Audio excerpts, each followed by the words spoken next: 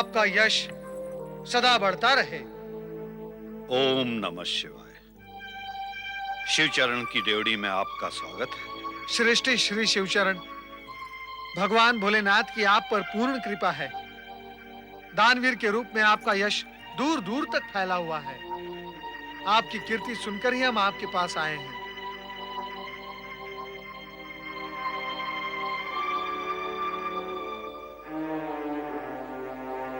आप? मैं ब्रह्मचारी शिवनंदन, और यह है मेरी दुखियारी बहन सुमति। लगता है आप भी मेरी तरह शिव भक्त हैं। आप यहां से निराश होकर नहीं जाएंगे। कहिए, मैं क्या आपकी सहायता कर सकता हूं?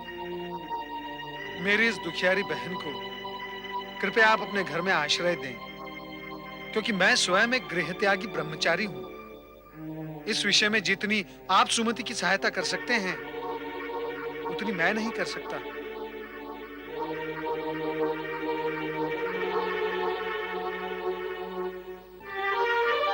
क्या बात है श्रेष्ठीवर? इतने बड़े दानवीर होने के पश्चात भी क्या आप एक निराश्रित को आश्रय नहीं दे सकते? सामाजिक नीति नियमों के अनुसार मैं किसी भी पराई स्त्री को अपने घर में आश्रय नहीं दे सकता ब्रह्मचारी जी। आप इनकी रहने की व्यवस्था कहीं और कर दीजिए। मैं अन्य किसी भी प्रकार की सहायता के लिए तत्पर हूं। मेरी कठिनाई आप समझ सकते हैं। श्रेष्ठी, आप हमारी आशाओं पर इस प्रकार घात कर इस बेचारी को दुख के सागर में न धकेलें। ये बेचारी तो आपके घर के किसी भी कोने में पड़ी रहेगी। मेरी भी कोई सामाजिक प्रतिष्ठा है ब्रह्मचारी जी, और उस प्रतिष्ठा के विरुद्ध मैं कोई भी कार्य नहीं कर सकता। और यदि मैं ऐसा करता हूं तो अन्य किसी की भी सहायता करने की स्थिति में मैं नहीं रह पाऊंगा। क्षमा कीजिए, क्षमा कीजिए। मैं इस कार्य में आपकी सहायता नहीं कर सकता। चलो सुमति बहन, एक शिवभक्त ही दूसरे शिवभक्त की सहायता करने के लिए तैयार नहीं है, तो समझ लो तुम्हारा दुर्भाग्य बहुत कठोर है। ओम नमः शिवाय। एक उपाय है ब्रह्मचारी जी। वो क्या है? मेरी धर्मपत्नी इन्हें आश्रय देने के लिए सहमत हो जाए तो मैं आपकी बात मान सकता हूं। वो भी गर्भवती है और इस समय उसे किसी महिला सहायकर्ता की आवश्यकता है। चलिए मेरे साथ।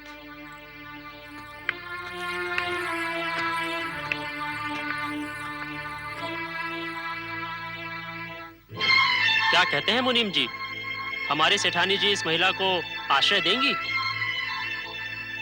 कदापि नहीं। क्या सेठानी जी की स्वभाव को तुम नहीं जानते? अरे भगवान, सुन रही हो?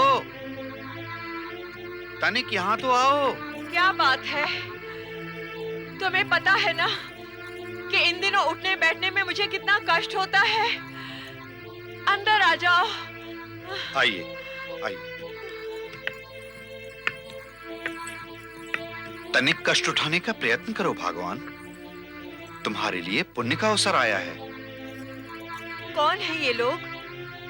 मैं हूं बाल ब्रह्मचारी शिवनंदन, और यह है मेरी दुखियारी बहन सुमति। कुछ ही समय पहले ये मां बनी है। तुम यदि अनुमति दो तो हम इस निराश्रित को अपने घर में आश्रय दे सकते हैं।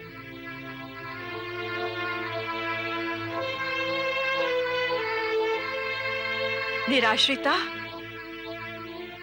मुखमंडल से तो ये कोई राजरानी दिखती है। इसे आश्रय की क्या आवश्यकता है?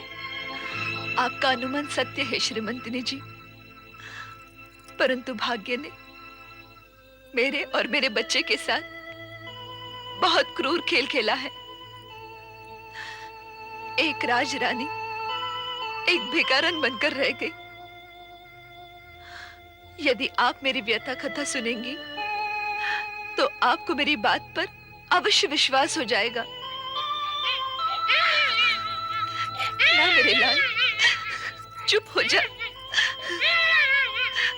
मैंने ब्रह्मचारी जी को स्पष्ट रूप से बता दिया है, यदि हमारी श्रीमती जी अनुमति देंगी तो ही हम इन्हें अपने घर में आश्रय दे सकते हैं। आप इस दुखियारी को आश्रय न देने का पाप मेरे सिर मरना चाहते हैं। सुमति बहन, तुम्हारे इन आंसुओं ने मुझे विश्वास दिला दिया है कि तुम भाग्य की सताई हुई हो। तुम देख रही हो ना, मैं भी शीघ्र ही माता बनने वाली हूँ। विवाह के अनेक वर्षों के पश्चात भगवान शिव ने हम पर कृपा की है और शीघ्र ही पुत्र जन्म का शुभ अवसर भी आने वाला है। हमारी ओर से बधाई स्वीकार करें। धन्यवाद। मेरे साथ रहकर तुम मेरी सहायता करना।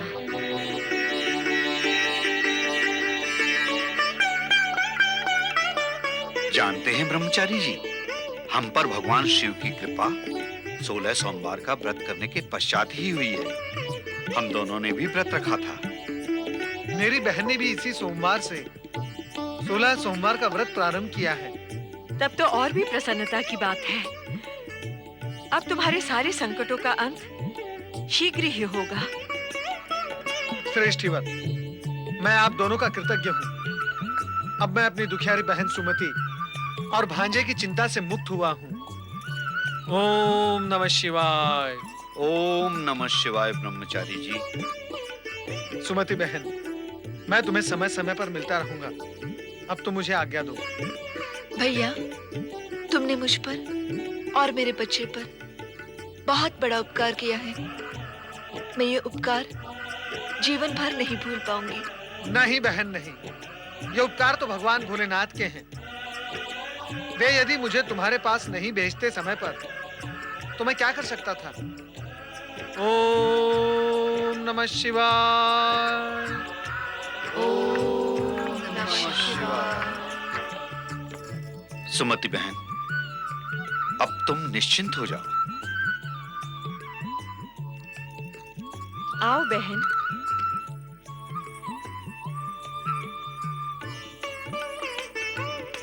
बहन, तुमने अपना नाम तो बताया नहीं। तुम्हें श्रीमंतिनी जी कहूं या?